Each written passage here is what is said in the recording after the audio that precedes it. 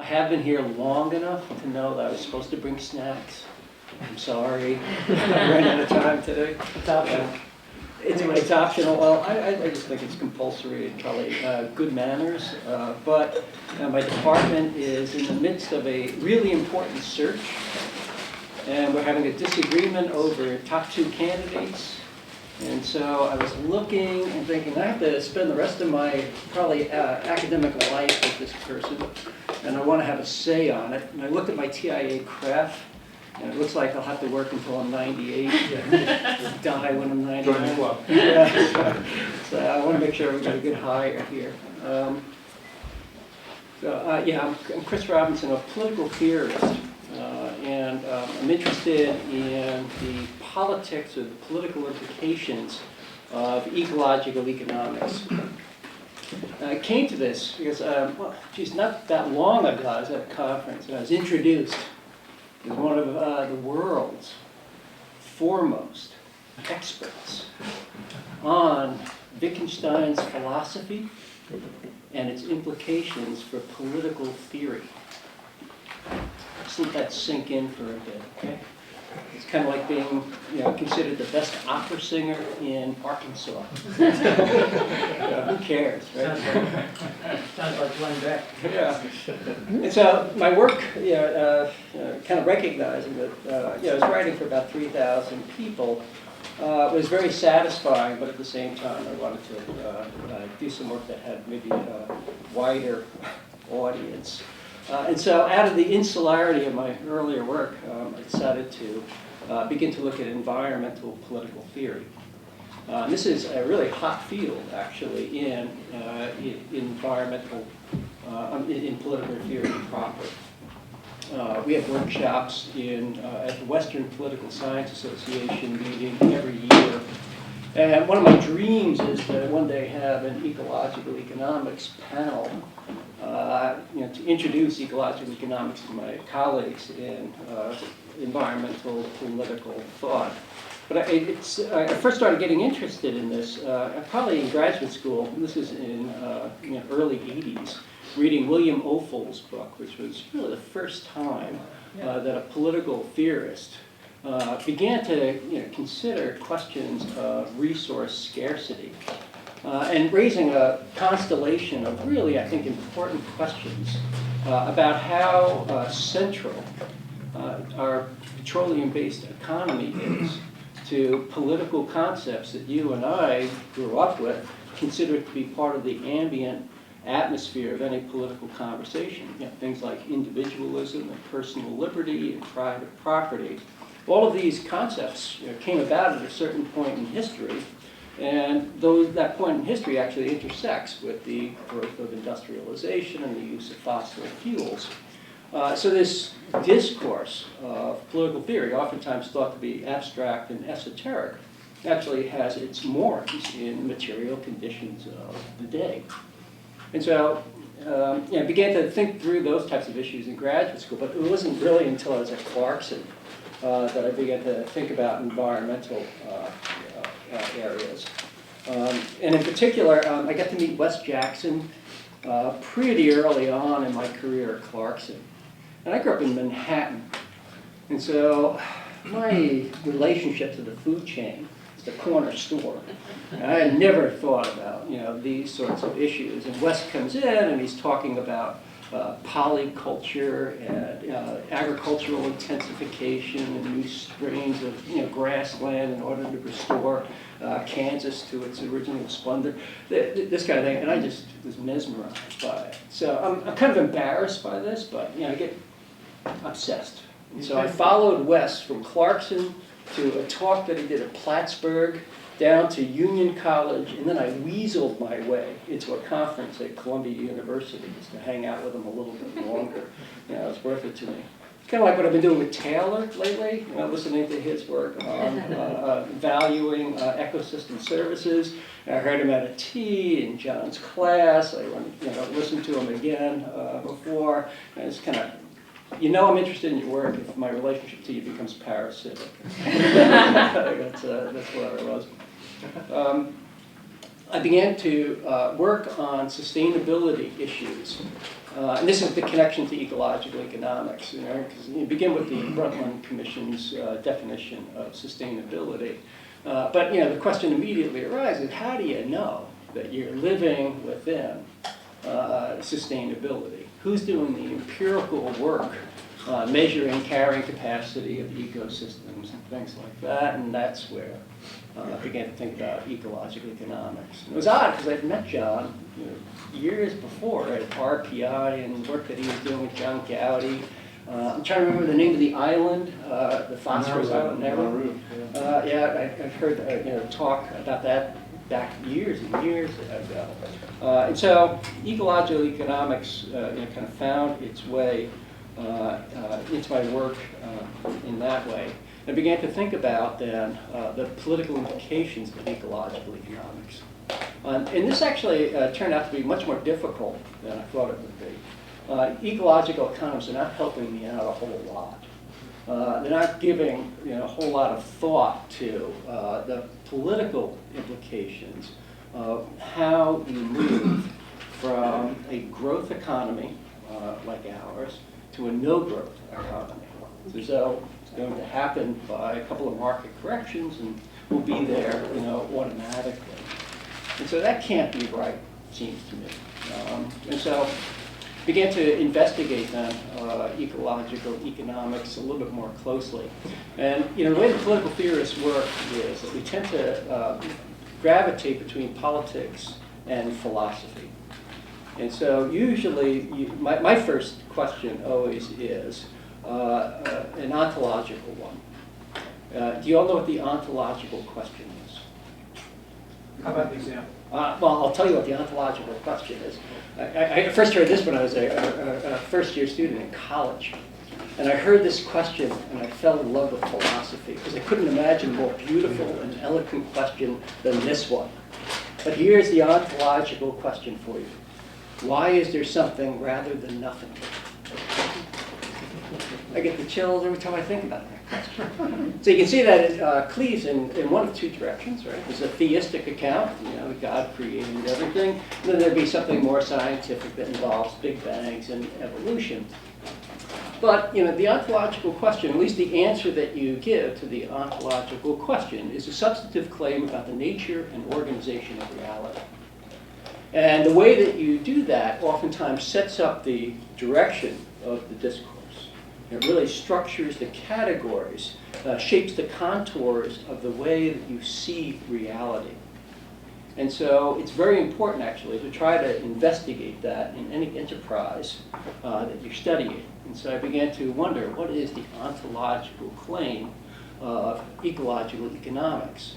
It's tied very carefully, intricately, to the question that ecological economics asked of the neoclassical paradigm. In the neoclassical paradigm, we have an idea that nature is external. And because nature is external, it never has to be factored into any production equations, and so growth, ostensibly, can be infinite. And ecological economics raised some pretty significant criticisms of this idea. And this is sort of that just set of foundational claims that set ecological economics on a path that diverged from the neoclassical paradigm. But it didn't diverge enough. And that's because of the ontological moorings that ecological economics shares with the neoclassical paradigm. And this is sort of my starting point in this work. So what are the moorings? Well, both ecological economists and neoclassical thinkers tend to regard humans and nature as somehow separable. There's an ontological dualism at the heart of their enterprise. And you can see this usually in the work of any ecological economist in the field. They view the natural world as a set of problems that have to be solved in one way or another, measured, articulated, incorporated into their work.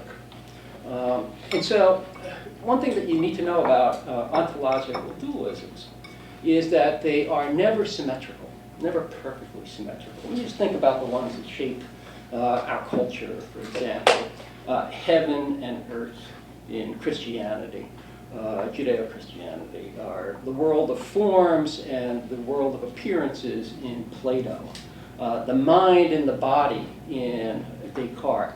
And you can hear in every one of those dualities that there's a preferred side.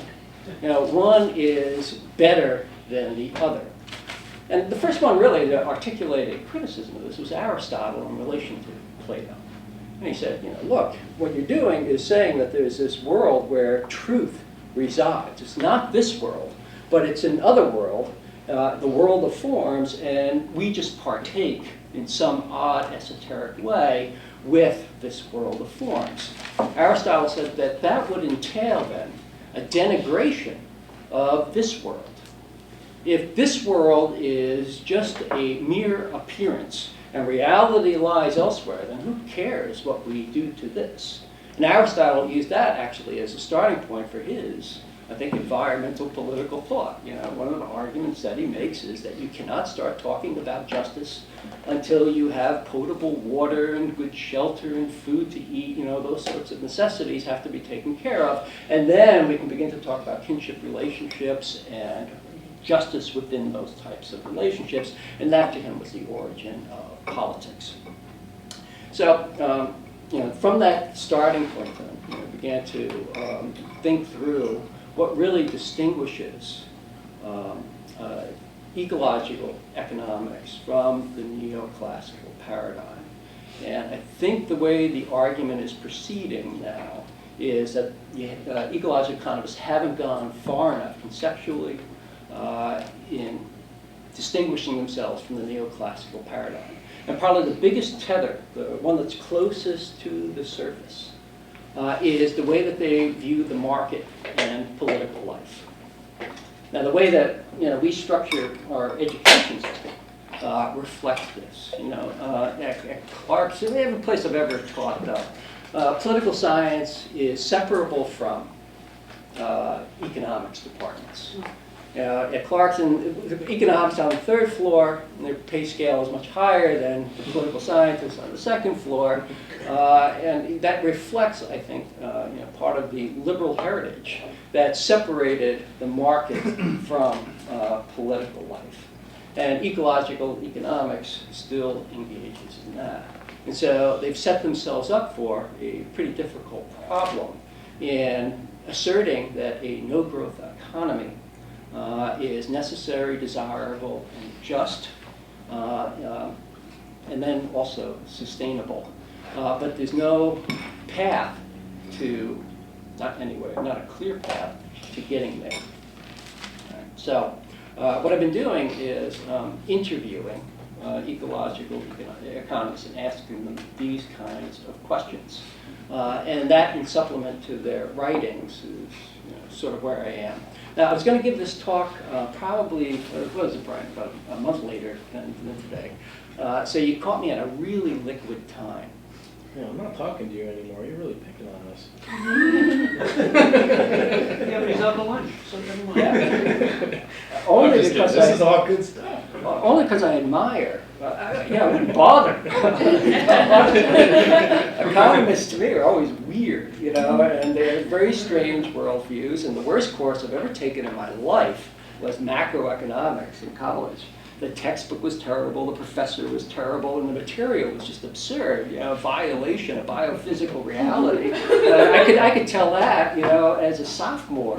So I don't know. Yeah. But ecological economics actually is something, an enterprise that I admire, and the practitioners are probably some of the most creative thinkers around. Just so you know. Okay, I'll talk to you. I'm not I'm going to stroke you for a little bit. I should have started with the ego stroke. I'm kind of liquid at this point. I'm rethinking a few things. I've been working on it for a few years and giving conference papers and all, but now that I'm here and I'm really kind of thinking and talking to practitioners and sitting down and taking an actual course in ecological economics and hanging on by my fingernails and all of that, beginning to rethink a couple of really essential points. But I'm still not seeing, despite probably the most comprehensive criticisms of Homo economicus around coming out of ecological economics, for example, a replacement, which to me would be Homo politicus, or even Homo symbolicus, or something like that, that captures humans as really palettes of many colors. Where as we proceed through our lives, maybe we're going to dab a few of the colors that we have as potential talents, but looking at Allison behind the camera, Allison might be Hillary rather. Hillary may be an opera singer that surpasses every other opera singer we could possibly know. Have you ever studied opera? Never. Have you ever worked on your voice at all? Freshman in high school. Yeah, but it's not one of those colors that you dab, and so the world has been deprived of Hillary's remarkable talent because she just has not pursued that. And whatever the replacement for Homo economicus would be, it would have to be something that conceives of us as far more complex than just insatiable consumers and producers. And I think we can all agree that there's more to us than that. But what that is something, a gap that has to be filled in. Are there any theories about the dualism aspect? Because it's so pervasive, even in our discipline, nature. Many of our students study, wildlife or single issue issues. Are there any theories about why people do that? Because it is so prevalent. Well, you're asking two questions. Okay. One has to do with just this sort of move towards specialization, and I think part of that's the structure of the university. Okay. Now you're talking to somebody that had 4 majors in college, and I'm real proud of that.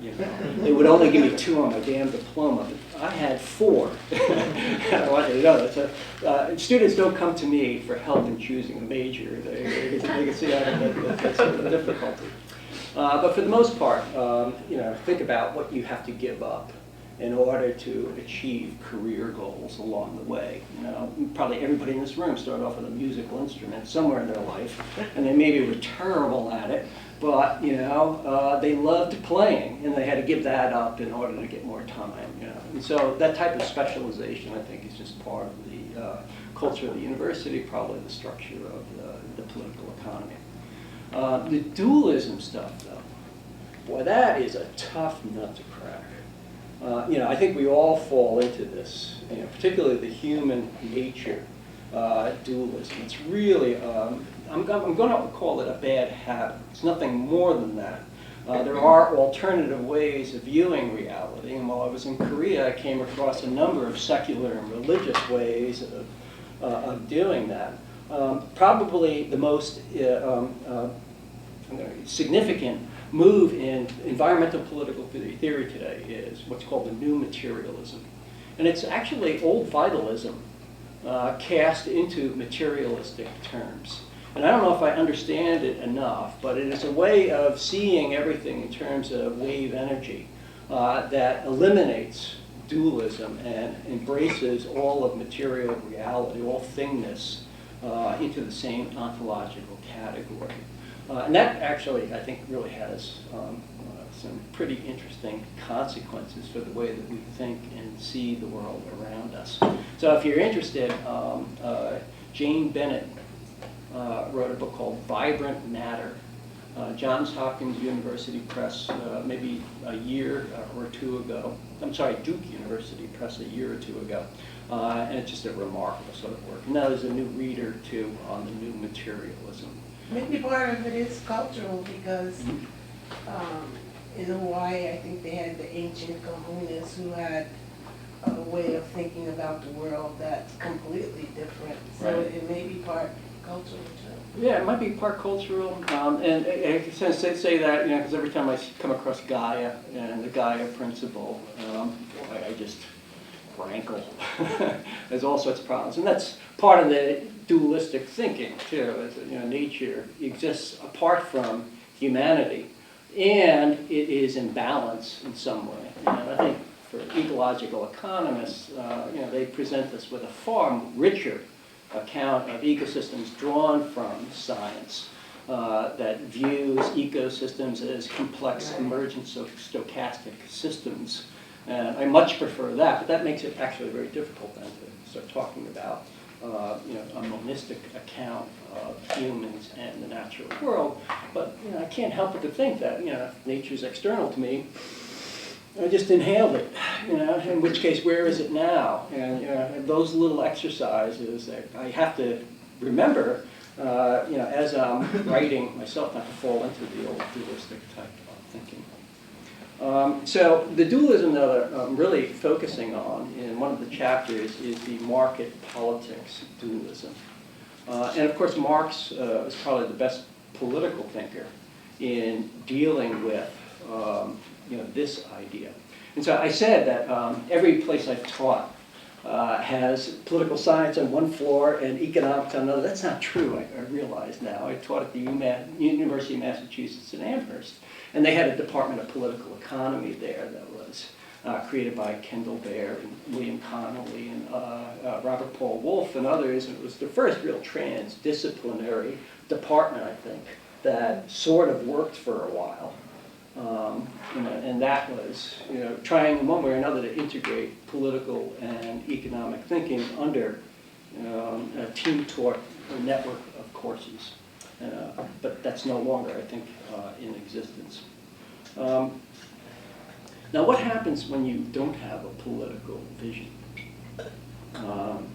People start to try to find one. And I'm as guilty of this as the next. But I'm here to tell you, John, and anybody else who considers themselves an ecological economist, that in mainstream environmental political theory, ecological economics is viewed as a form of survivalism.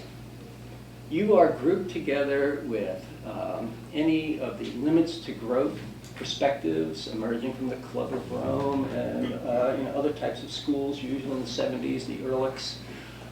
You are grouped with Garrett Hardin and the tragedy of the commons and Garrett Hardin's weirdness about how to avert the tragedy of the commons.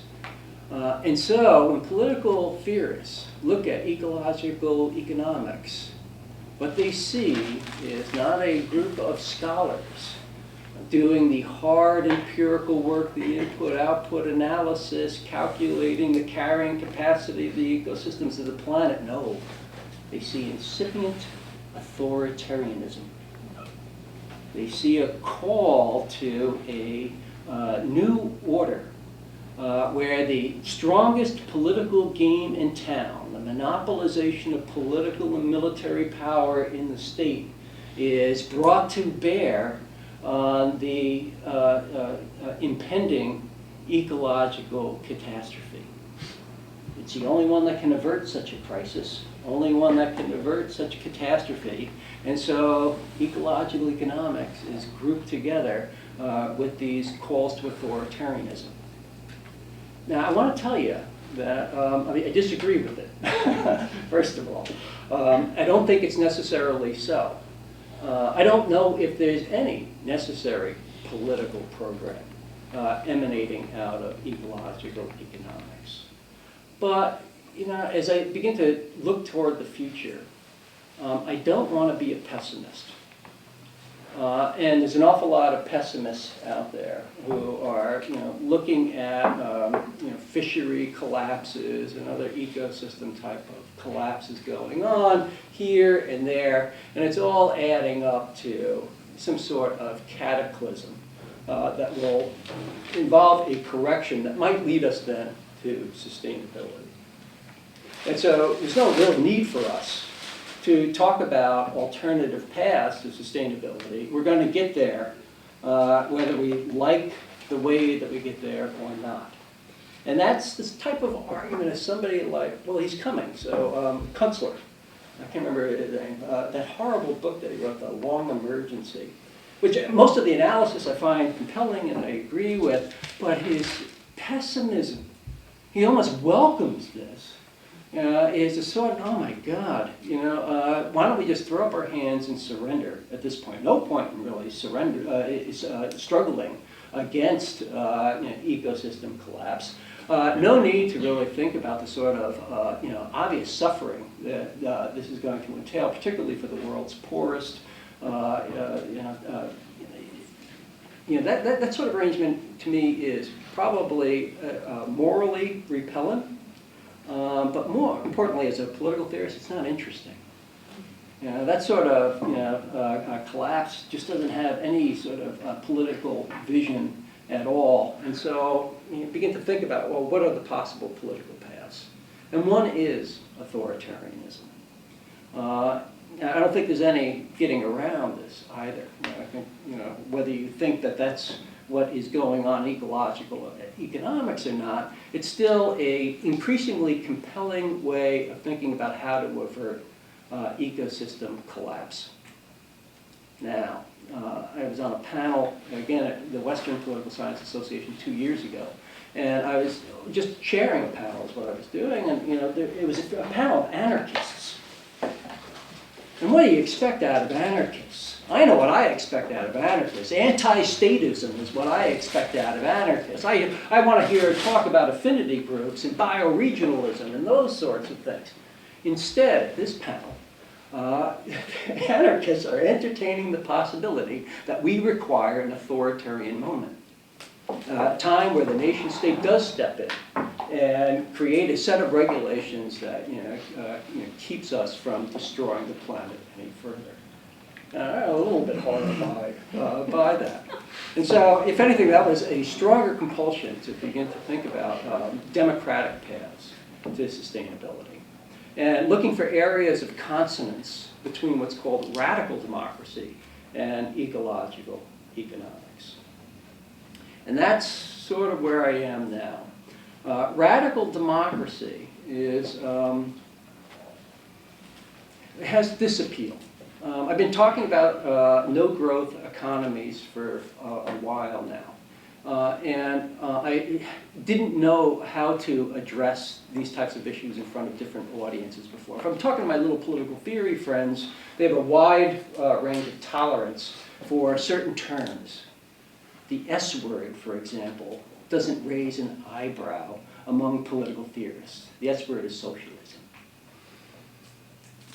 When I'm talking to conservation biologists, however, that's a game stopper. You use the S word to that group, that audience, and while they may have agreed with everything you said up to that point, the alternative political economic arrangement that you're calling socialism, they don't want to hear that anymore. So rhetorically, radical democracy has real power. Who's against democracy? Right? I mean, we all kind of think of ourselves as citizens of a democratic nation. Democracy seems to be the best possible political system. And now the problem is that you start to use democracy the way that a drunken person uses a light post for support rather than illumination. It's one of those sorts of terms that doesn't have the sort of reflective power that you say what you will about socialism, and you tell somebody that would be an alternative arrangement, they start to rethink their own premises. You don't necessarily get that out of radical democracy. Radical democracy is pretty distinctive, though, in the menu of theories of democracy that are available to us. And many of you, as I was talking to you in the halls or when you've stopped by, and I thank you all for that, I've been tape recording every conversation. Many of you talk about deliberative democracy. And deliberative democracy is a theory of democracy that really examines the rules of the conversation that we need to have in order to achieve consensus. And that's an important aspect, I think, of radical democracy, but it's not all that radical democracy is. And in fact, radical democracy emphasizes dissensus, disagreement over consensus. It conceives of disagreement as the sort of friction point in any political society that opens up possibilities for new forms of inclusion. and ways of overcoming old forms of exclusion. Now, deliberative democracy is all about inclusion. So we have to imagine ourselves as a community. And in deliberative democracy, we're all really interested in what we need to do in order to achieve true consensus. We'll have some rules to the game, make sure that everybody's voice is heard.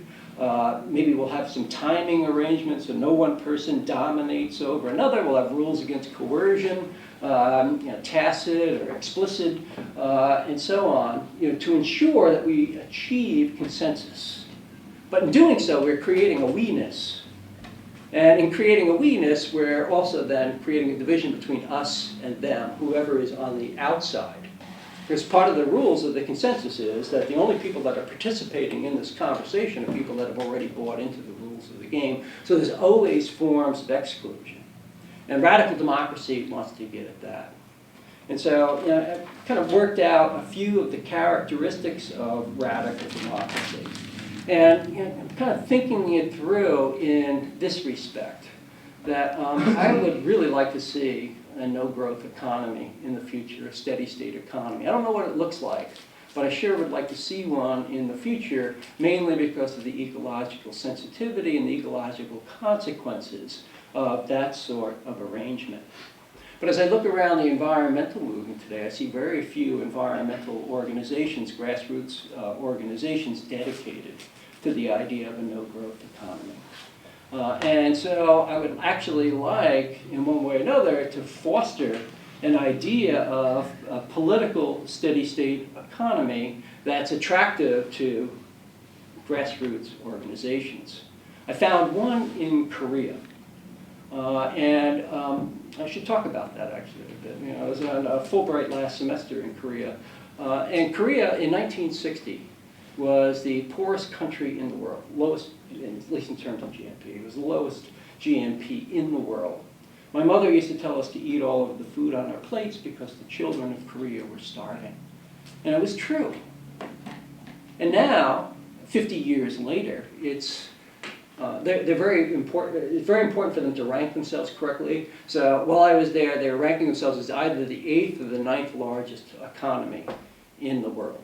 You can't have that sort of economic growth. This is South Korea, southern portion of the peninsula, without making a lot of mistakes. A lot of ecological mistakes, a lot of development errors. And so an organization emerges called the Green Korean Union, the GKU. And these are very interesting people. And they're the embodiment of radical democracy. They're not a single issue organization. One of the unique characteristics of radical democracy is that this is an orientation to democracy that realizes that the environmental movement has a lot to learn from the peace movement has a lot to learn from the feminist movement or the civil rights movement. All of these grassroots organizations don't need to go about reinventing the wheel. Every time they try to create new zones of inclusion, they can share strategy with one another. And so, if you've read, now what's the guy's name? I'm not going to even be able to think of it. I see you young people here, you're saying this, and I'm telling you right now, you're not going to be immune to this. When I was your age, I was able to come up with book titles, I'd come up with an ISBN number if I had to. Now it's the red one. Paul Hawken. He's describing in one way or another what he's calling this environmental movement. He doesn't know what to call it, though. In very much the same way Jonathan Schell looked at the world peace movement. But he wasn't just looking at the peace movement. I don't think he knew that, but he was looking at a number of grassroots movements that all had overlapping sorts of interests. And this is what the radical democracy and the Green Korean Union have in common. So the Green Korean Union is an organization that's dedicated to environmental issues on the peninsula of South Korea. It's a peace organization against South Korean militarism, and it's an argument for reunification. It's a type of organization that police usually hang out a lot around their headquarters, and whenever I went in to see them, that was noted. And I had to worry about that kind of stuff because as a Fulbright scholar and I'm representing my country, and I didn't want to. I couldn't participate in the Occupy Wall Street movement in Korea, because if I got arrested or something, it would just deport me. And, so those little things along the way. But the Green Korean Union was actually an expression of what I was imagining theoretically in terms of radical democracy. I've talked enough. I think hopefully you got a sense anyway of the criticisms of ecological economics, the potential, and what I'm still working at are the areas of consonance that would unite radical democracy and ecological economics. I have a few, and I'm working them out now. But I have questions for you today. And I want to actually start with the question I'm really wrestling with these days. I'm working on a chapter now, and I'm struggling with it. I have to tell you. And so my question for you is I'm having problems, first of all, generally with the relationship of ecological economics to capitalism. Are you for it, or are you against it? But the way I'm framing the question, I've stolen the question from a guy named Ted Trainer, who's an Australian thinker, really interesting guy. Here's the way I want to frame the question. I want to get your impressions of possible answers. Is capitalism an economy that has growth, or is it a growth economy? If it is the latter, then you can't have capitalistic steady states. It's growth all the way down then in capitalism. So can you create a no-growth capitalism simply by eliminating growth? Or is the character of capitalism wedded molecularly to the idea of growth? Okay, want an answer? Yes, it is. So the latter formulation is correct, but it isn't correct that that means the steady state, although I'm not even sure we necessarily have to embrace a steady state as at least thus in state, isn't consistent with capitalism if there are enough rules. Okay. Others? I'll take the opposite. I don't think, how you phrase the latter, I don't think that's necessarily true. Because capitalism to me is a combination of a resource ownership that lies in the hands of the individual instead of the state, and an allocation mechanism that also lies in the hands of a market instead of some sort of central planner or central controller. But then within that there are various forms of capitalism. So like leveraged capitalism, you're borrowing money, you have to grow you either have to grow or you have to consume less in the future to pay it back. And so there's inherent growth biases in different flavors of capitalism.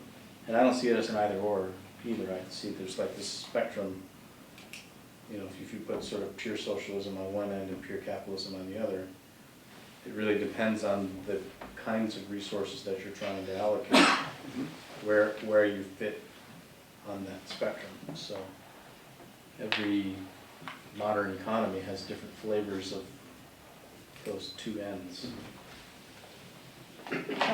When you say socialism and capitalism being on opposite ends, are they really?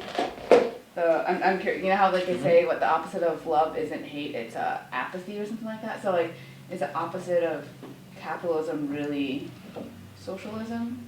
Yeah, so I think of sort of textbook socialism as the opposite of how I describe capitalism. So if capitalism is individual resource ownership and market allocation, the opposite of that is public ownership and centrally controlled allocation. So then you just think of a spectrum of everything in between, right? So I think of sort of four quadrants with ownership, public, private, allocation, market, central. And then you see four combinations of those, right? Pure socialism is down in the one corner, and sort of pure capitalism is in the other corner. So you're using or socialism interchangeably with communism? Is that what you're doing? In its historically purest, most extreme version, if it's all public ownership and all centrally planned, then yeah. So Maybe that's communism would be no state. The problem with your question is that capitalism doesn't exist, because there's no such thing as economics, there's only political economy, so everything is interrelationship with government. So there is no such thing as a capitalist system. Right. So what do we call that? Other than communism. I've seen, we talk about it as state capitalism. No. We talk about it as neoliberal capitalism. We talk about it as corporate state capitalism, or we call it fascism, which was the old way of describing, big business and big government combined. Yeah, I mean, theoretically, government is sort of a regulator of business as opposed to an enabler, which it is now. And that's, we're sort of closer to the fascist end now. But, so I don't think you can answer that question, because there is no such thing as pure capitalism. So it's a semantic thing where you can't really define it, because, and I don't think we have a position in general, pro or con about any particular ism. That's, I think, seems fairly universal. It's more about, we have a different set of goals, and whatever methodology is conducive to those goals, then we'll use it. And if that's a market, fine. And if that's a state, fine. If that's the commons, fine. Whatever tool you need, but if you don't have a clear goal, then you don't know what tools to use. Yeah, that's like the missing layer in your question, because I think too often my students, my undergrads, they sort of equate democracy with capitalism. Yet they're two. So you can have capitalism enveloped by a democratic society, right? And I guess that's where the communism comment threw me the wrong way, because it is that, like you were saying earlier, that the political economy, right? Right. So so then there's a whole nother a whole other set of quadrants when you pull in the political institution piece of it. And so a kind of private enterprise-based economy that is predominantly capitalism still could be enveloped by even a radical democracy where people are saying, well, we write the rules for the capitalists to play by. I have a question for you. Have you considered the Green Party at all in your thinking and writing, because that is a political expression of what you're talking about? It could be. It is in some cases. I mean, Yeah, it may not live up to that. Was in its early German form back in the days of Right. Petra Kelly. Right. But geez, I'm just not seeing that in green politics anymore. It sounded like you wanted to say something. I'm still thinking. Oh, okay. I can't. I'm very curious as we kind of talk about capitalism. I know that there's different definitions of things, but my feeling is that the no growth economy can definitely live within kind of a business environment, because I think that you have industry is so complex in terms of players. Some players will win in a no growth economy and some will lose. Industry dynamics will change based on that. But I don't think that, I think you said it is private capital economy. I don't think that it could not exist in a no growth economy. So I'm curious on other people's thoughts on that. I think, this is not an original thought, that the idea that you can have growth within a steady state economy, you have some sectors that are contracting and some sectors that are growing, but you're drawing lines around the scale on a macro level, but on the micro level you can still have growth. Right. And the other People think about that. Yeah, and the other side of that is that most people, when they talk about growth, are talking about growth in GDP. You can stop GDP from growing, or it can stop growing. Whether it's stopped by something or not is a different issue. And you can still do other elements of people's lives, like well-being or something. So that was John Stuart Mill's idea of a stationary state, where he's moving away from the idea of growth, but maintaining something that he describes in terms of personal edification or social edification or development. Yeah, I can see that. If it's okay, Matt raised the scale question. This is another. So we want to shrink the size of the global,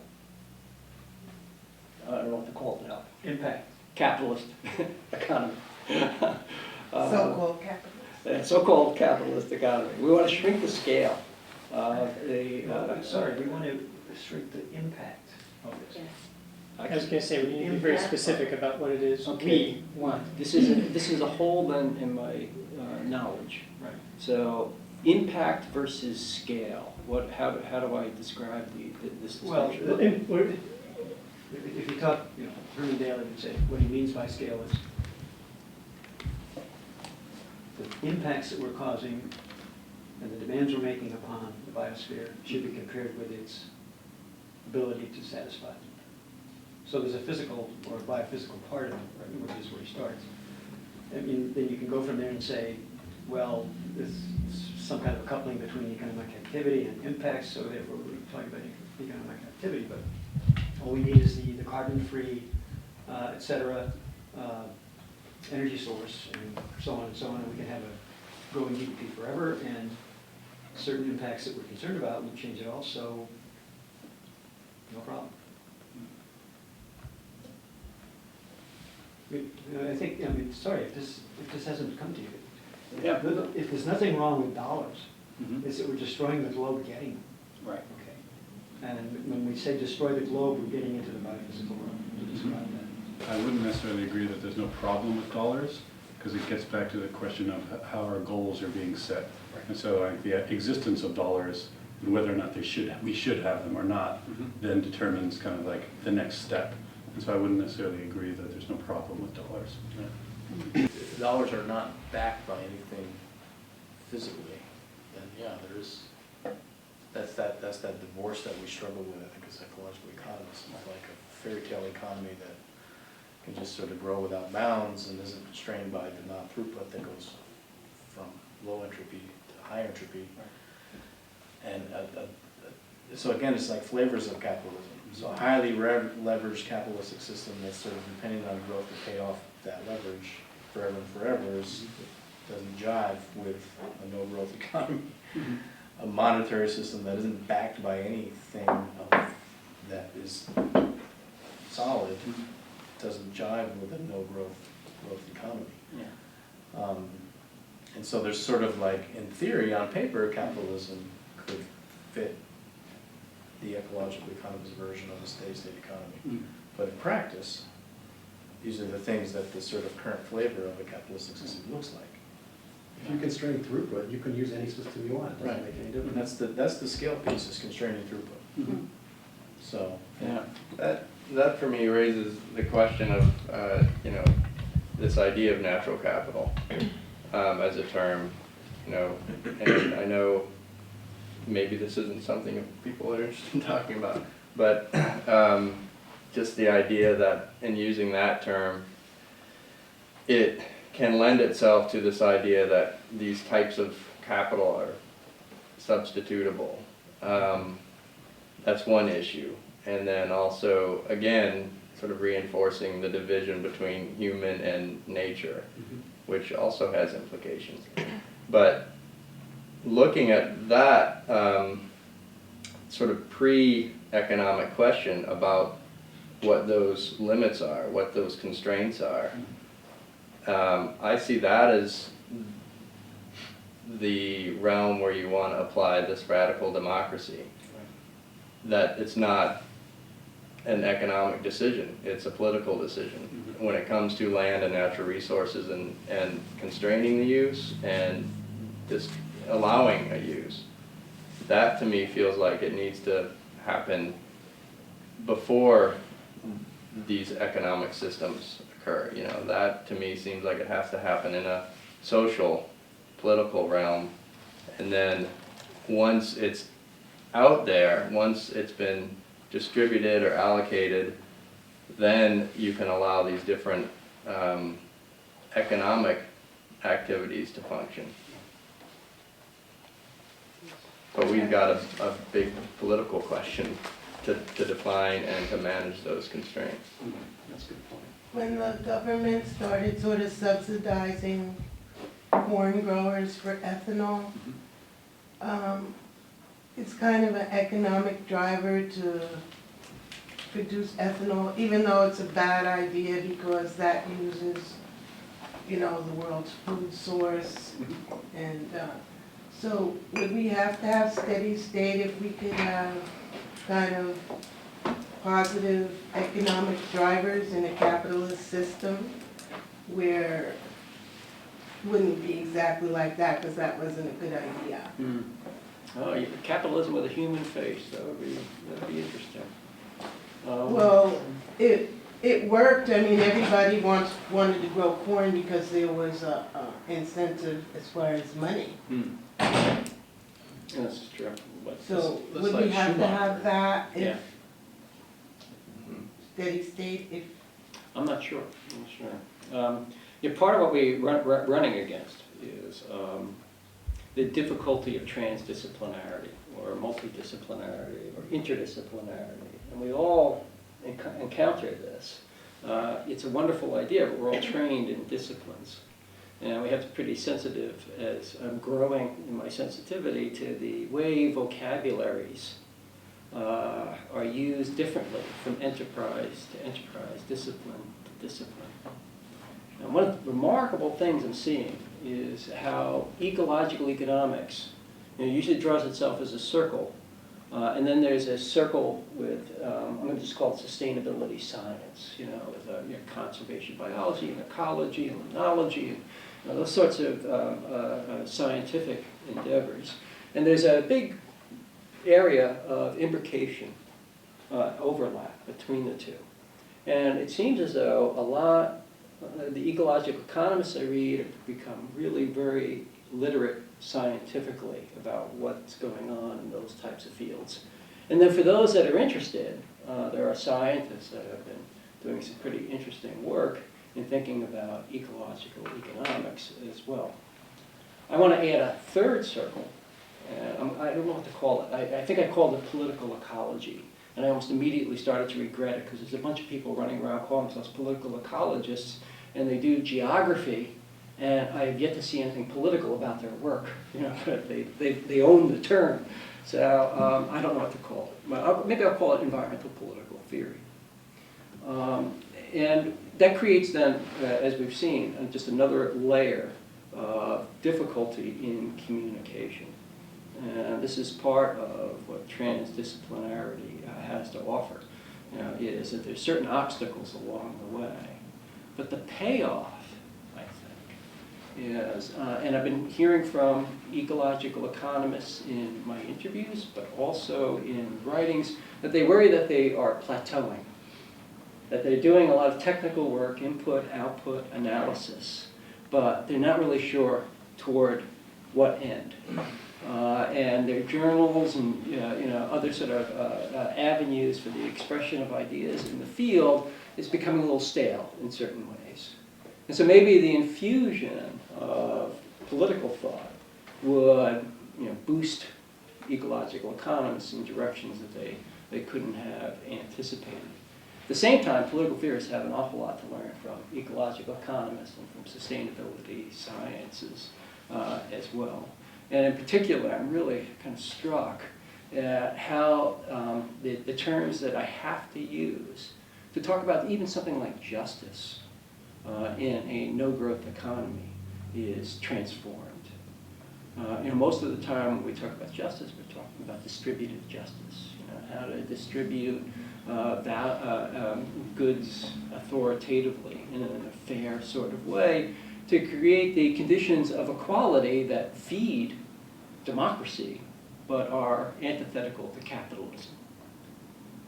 These are really incommensurable terms when you begin to think about it. Capitalism and democracy, they're moving in completely different directions. There is no point of intersection. And sooner we kind of understand those points of incommensurability, the better. But one area in the work that I'm doing now is on justice. And intergenerational justice was just fantastic when that came along, as an idea. So most of us in political theory, I think we were talking about this a couple of weeks ago, trained in Rawls.